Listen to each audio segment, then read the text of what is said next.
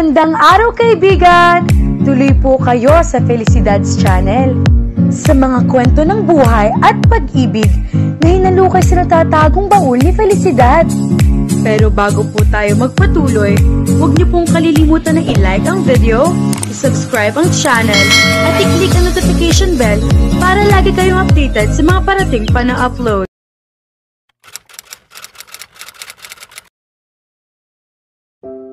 Pilitin mo si Misty na isama si Courtney sa lakad ninyo ngayong gabi. Ako na ang bahala sa kanya pagkatapos. Tiyakin mo lang na malalaman ko kung nasaan na kayo at kung saan tayo aksidente makikita kunwari. Sabi ni Solomon kay Harper. Hindi ka ba marunong gumawa ng sarili mong lakad, Solomon? Pinantirik nito ang mga mata at tinalikuran siya para mag-makeup. Bakit bang kapal-kapal ng makeup mo, Harper? Baka mapagkamalang kang bangkay niyan. Excuse me, Solomon. Ito ang uso strong colors.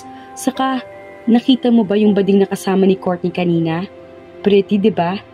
Alangan namang magpatalbog ako ron. Gusto ko ulit makita si Courtney. Eh di puntahan mo. Hindi pwedeng basta ganoon. Bakit naman? Mukhang okay naman kayo ng tatay niya. Saka, base sa naikwento mo sa akin sa pag-uusap ninyo kanina, mukhang payag siya na pumunta-punta ka roon para makita mong developments ng research. Kulang ang mga panahong yun. Eh ano bang gusto mo? Nakadikit sa'yo si Courtney. Hindi siya sumagot. Tinamaan ka ba sa kanya? Hindi ulit siya sumagot. Ang bata pa niya, ha? Bata rin naman ako, ah. Well, since you put it that way, nanulis ang nguso nito. Kung sabagay, kung tutuusin, bata pa naman ako. Kasing tanda ko lang si Don Anselmo. Pero ang tiyuhin mo, iyon ang matanda. Hindi ko nga maintindihan kung bakit palaging wala iyon sa gabi eh. Goodness, ang sabi niya, tawagan ko lang siya kapag may nalaman ako na kahit ano. Hindi naman niya sinasagot ang cellphone niya. Hindi rin siya umuuwi. Pabagsak na umupo siya sa tabi nito. Pagbigyan mo na ako, Harper. Sige na, lumabas ka na rito para ma-ESP ko si Misty. Para maisip niya na yayain si Courtney. Hindi pa siya nakakatayo na may kumatok sa silid nito. Siya nang lumapit at nagbukas ng pinto.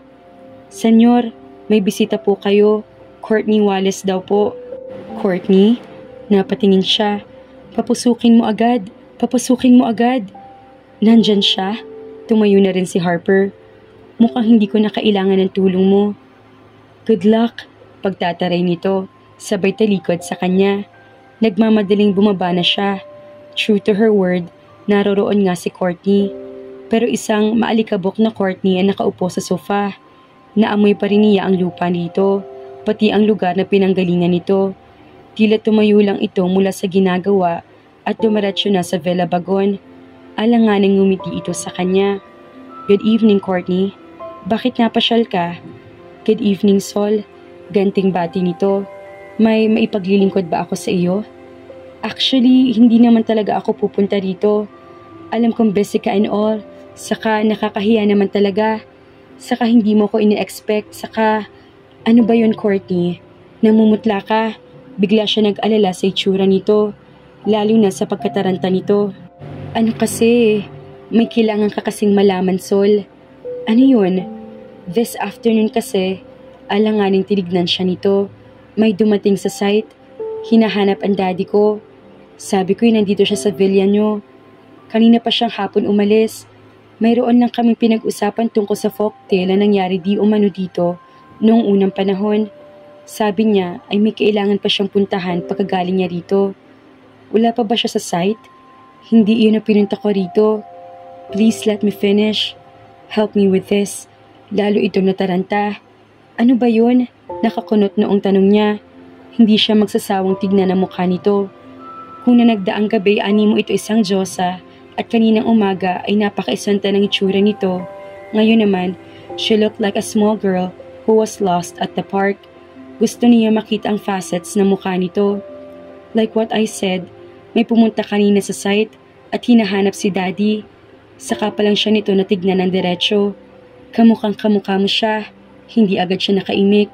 Pinigil niya ang mapangiti sa sinabi nito. Courtney, sigurado ako na nag-iisa lang ako sa mundong ito. No, hindi ka nag-iisa. Hindi ka rin dalawa. Tatlo ang mukha mo, Sol. Paano nangyari yun? Imposible. Pero posible na tatlong tao ang may violet na mata. No, tumayo siya at anyong nalapit sana rito para magpaliwanag na maramdaman niyang hindi na lang silang dalawa lang ang naroroon sa sala. Lumingon siya sa pintuan at nakita niya ang dalawang lalaki nakatayo roon. Kamukhang kamukha niya. His replica. Napatulala siya sa mga ito na nakanganga rin sa kanya. Hindi niya alam kung sino ang unang kumarap sa kanilang tatlo. Biglang sumipol iyong isa. Surprise, surprise, sabi nito. Baka meron pang isa o dalawa pang clone ko. Sino ang mga taong ito, Courtney? Tanong niya rito. Tumikhim ito. Iyong nagsalita, siya si Badong, short for Salvador, and the other one is Samuel. Hi pare, bati sa kanya ni Badong na nakipagkamay sa kanya. Sabay sipol na naman. Para ako nakikipagkamay sa sarili ko. Napilitan siya makipagkamay na rin sa isang ipinakilala ni Courtney bilang Sam, iyong mas tahimik sa dalawa. At tama ang sinabi ni Badong, para nakikipagkamay sa sarili. Dalawa pa nga, pakiramdam niya ay biglang kumirot ang sentido niya habang kaharap ang dalawang lalaking kamukhang kamukha niya. Nakasakay sina Solomon at Courtney sa isa sa mga mamahaling sports car nito pabalik sa site. Latag na ang dilim sa paligid pero walang pagmamadali sa paraan ng pagmamaneho nito. Nakalma na rin siya dahil nagawa niyang pagtagpuin ang tatlong magkakamukhang lalaki. Naguguluhan siya pero wala siya sa posisyon para magtanong dahil kahit ang tatlo ay hindi maintindihan kung paano nangyari iyon. Sa huli ay nagpaalam siya sa mga ito dahil ang concern niya ay wala siya nasabihan sa site kung saan siya pupunta kaninang umalis siya roon. Maiba pa bang nakakita sa kanila maliban sa iyo, Courtney? Tanong sa kanya ni Sol. Walang iba nakakita sa kanila. Sinalubong ko kasi iyong hammer ni Sam. Tumakbo ako papunta sa parking lot dahil akala ko ay ikaw siya. Wala namang sasakyan si Salvador na tawagin na lang daw na Badong nang dumating. Iyon ang pangalan ng pangatlong lalaking kamukha ni Sol. Kung pwede sana, wag mo na lang munang sabihin kahit kanino nakita mo. Sige, kung iyon ang gusto mo. Iyon ang gusto ko. Saka kung pwede, sa susunod, ay wag kang basta-basta sasama sa kahit sino sa kanila. Kung hindi ka sigurado na ako iyon, tawagan mo ako. Naibigay ko na sa iyong cellphone number ko. Makikita pa ba ulit kita, Sol? Biglang tanong niya habang pabilis na pabilis yata ang tibok ng puso niya. Oo, tumango ito. Huwag mong kalimutan ng bilin ko. Huwag kang sasama sa kahit kanino sa kanila, okay? Mukha naman silang mababait. No, marahas na sabi nito. Huwag kang sasama sa kanila kahit pasabihin nila na kasama ninyo ako. Please, Courtney, ipangako mo sa akin na hindi ka sasama sa kanila. Hindi ako sasama sa kanila. Sa'yo lang. Thank you. Itinuon na ulit nito ang atensyon sa pagdadrive. Iyo mga mommies, may kinalaman ba sa pangyayaring ito? Sabi niya, hindi ito sumagot. Hindi ka naman basta-basta pupunta roon kung wala kang personal na interes doon. Tahimik pa rin ito. Pati sina Badong at Sam, ganoon din sila. Iyon na nga, hindi natin alam kung bakit sila naririto, kung saan sila nanggaling and why they're coming here. Ikaw, ano bang interes mo roon? Kami ang may-ari ng lupa. Ano pa bang interes dapat ako magkaroon doon? Hindi niya makontrang sinabi nito. Natanaw na niya ang site. All too soon, huminto ito sa parking lot. Nanlumo siya dahil alam niyang kailangan na naman nila maghiwalay. Makikita pa ba ulit tayo? Tanong niya. Definitely, sagot nito. Kailan? Sooner than you think. Salamat sa paghahatid. Huwag ka nang lalabas, Courtney. Tumigil ka sa room mo. Don't come out. Pwede bang maligo naman ako? Ngumiti lang ito pero hindi na nagsalita.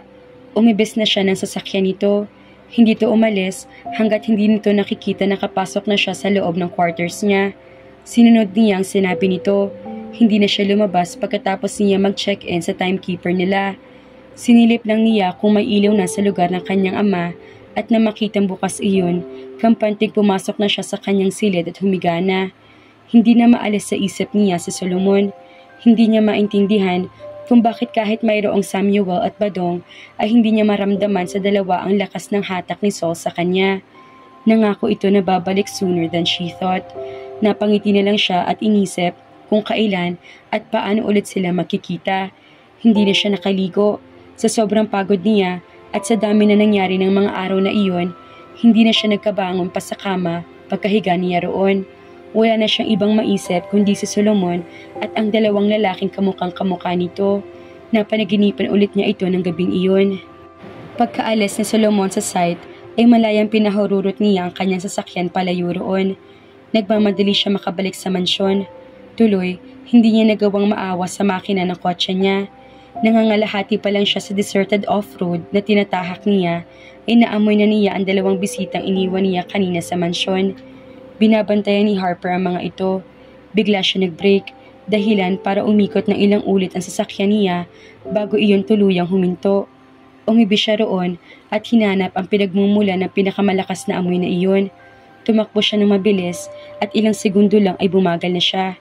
Nagkita-kita sila Samuel at Badong sa gitna ng malawak na bakanting lupain ng kanilang pamilya. Huminto sila sa paglalakad na magkakatapat na sila. "Daywalker ka rin? Pati ang mga kasama mo." Nanggigilala sasabi sa kanya ni Samuel. "Sa akin ang galing ang kamandag kung bakit sila naging ganoon. Hindi ako full vampire, gaya nyo, kaya ganoon din ang mga kasama ko." Ang Harper na iyon, malambot din ang kanyang balat. Ganoon din si Susan. "Nakilala niyo na siya," sabi niya nang tinutukoy ay si Harper.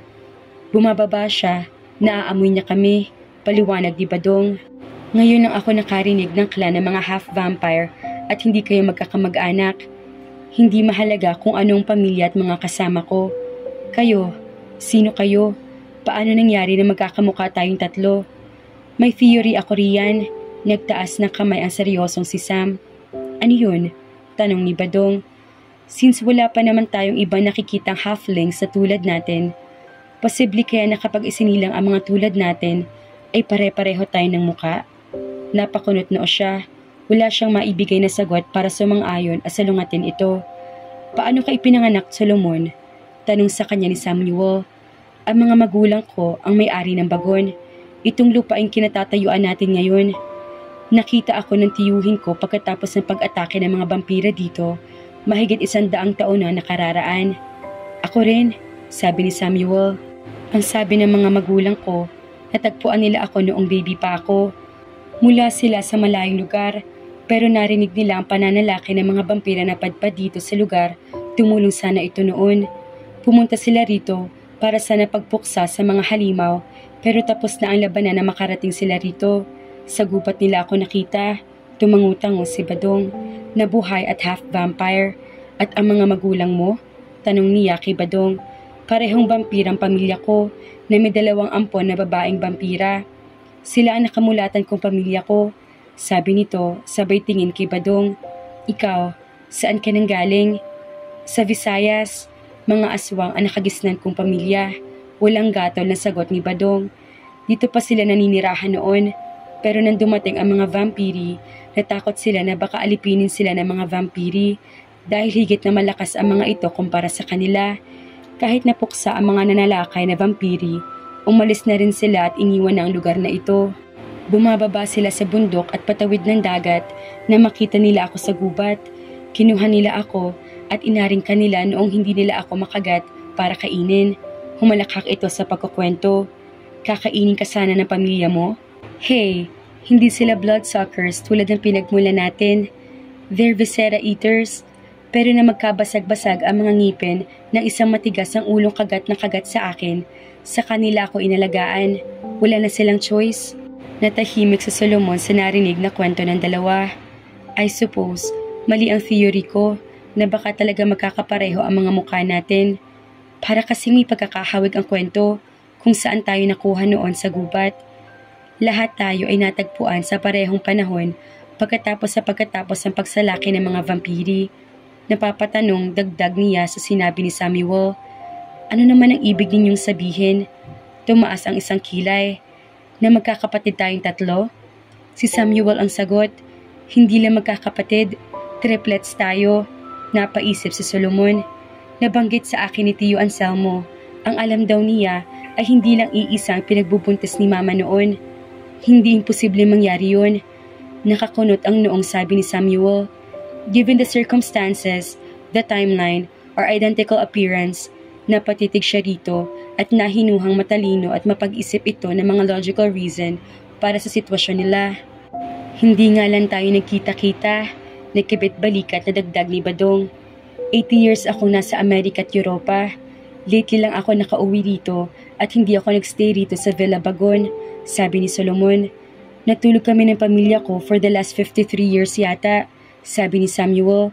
Napatingin sila ni Badong dito. Parehong hindi makapaniwala sa sinabi nito. What? Tanong ni Samuel. Posible bang matulog ka ng ganoon katagal? Nakasimangot na tanong ni Badong. Vampira ang kasama ko. 300 years old na mga magulang ko. 200 plus iyong dalawang kapatid ko. Ano pa ba naman ang pwede nilang gawin sa oras nila kundi matulog? Wala nangyari sa'yo? Hindi nakatiis sa tanong niya. Mummified? Nakabit-balikat na sagot ni Samuel. We were fed cow's blood, kaya ulit kami nagkalaman. That's what makes this story about the mummified remains of these vampires very interesting for us. Yan ang dahilan kaya ako pinapunta dito. Si Badong, parang suspended animation lang. Ganoon na nga. Ako, wala ba magtatanong sa inyo kung ano nangyari sa akin the last 100 years? Tinignan nila ni Samuel si Badong at hinintay ito magsalita. Wala naman, I spent my first 30 years of my life eating raw meat. Kaya pala palaging sira ang tiyan ko noon. Later on, naisip ko na baka mas okay sa akin ang liquid diet kaya dugo ng hayop ang sinubukan ko. It has worked well for me ever since. Hindi na kayo bumalik ng pamilya mo rito? Walang dahilan para gawin namin iyon.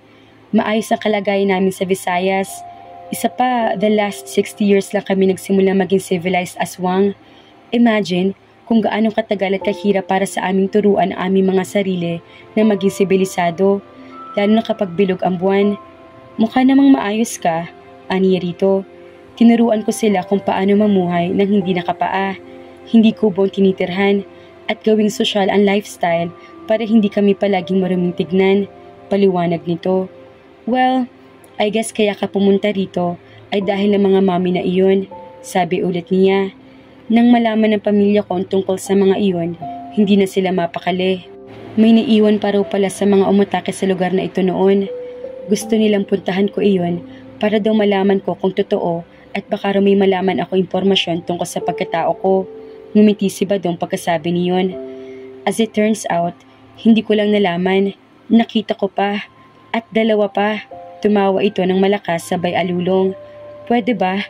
Huwag mong gawin dito yan. We try to cover our tracks as much as we can. Naiinis na si Tania rito. Bumungis-ngis ito. Sorry, force of habit. Kung may makakausap lang sana tayong tao na makapagbibigay sa atin ng paliwanag sa lahat. Nakakunot noong sabi ni Samuel. Baka matulungan tayo ng tiyo Anselmo ko. Kailan ba siya babalik, Sol? Hindi ito ang ipinunta ko rito, kundi ang mga mommy na iyon. Ani Samuel. Bukas ng umaga, sigurado nandito na siya. Nakita mo na ba ang mga mommy? Tanong sa kanya ni Badong. Nakita ko na't naamoy. Nakadikit sa kanyang amoy ng isa pang nilalang na tulad nila na wala roon. Iyon ang natatandaan kong amoy. Kailangan makausap namin si Dr. Wallace, determinadong sabi ni Samuel. Kung totoo ang suspetsya ko, natutulog lamang ang mga mommy na iyon. Dugo lang ang katapat nila at kapag ginusto nila iyon, napailing siya. Hindi ko alam. Hindi namin alam na may vampira naririto lang rin. Hindi rin namin alam ang tungkol sa inyo. We keep to ourselves. We don't want to be exposed, sabi ni Samuel. You can stay at our house, suhestyon niya. Pwede naman kami sa labas. Hihintay na lang namin mag-umaga. Tanggi nito. Hindi magandang ideya na may makakita sa inyo sa labas. Matagal na nangyari ang pag-atake dito. Pero namana ng mga sumunod na henerasyon ang takot. Giit niya. Naiintindihan ko, sabi ni Samuel. Ako, doon ako sa bahay niyo. Gusto kong matulog sa malambot na kama, sabi ni Badong. Bumalik na kayo roon at hindi pa ako uuwi. Gamitin yung kotse ko. Hihintayin ko kayo ni Harper roon. Tatawagan ko na lang siya at sasabihin darating kayo. Hindi namin kailangan ng sasakyan. Nagmamalaking sabi ni Badong. Pupuntahan mo si Courtney? Tanong sa kanya ni Samuel. Sandali. Ako ang poporma sa kanya, sabi ni Badong. Pinaningkitan niya ito ng mga mata. She's mine. Hindi mo ba narinig ang dagong-dung ng dibdib ni Courtney kanina? Magkasama sila ni Sol ha, Salvador? Tanong ni Samuel. Ah, iyon ba? Ngumiti si Badong.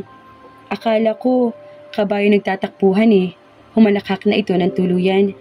Hindi ako sigurado kung kayo lang ang pumunta rito para sa mga mami na iyon.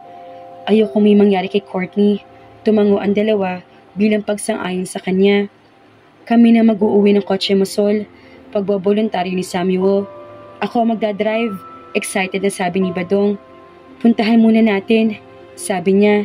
Nanlaki ang mga mata ni Badong. Karera tayo.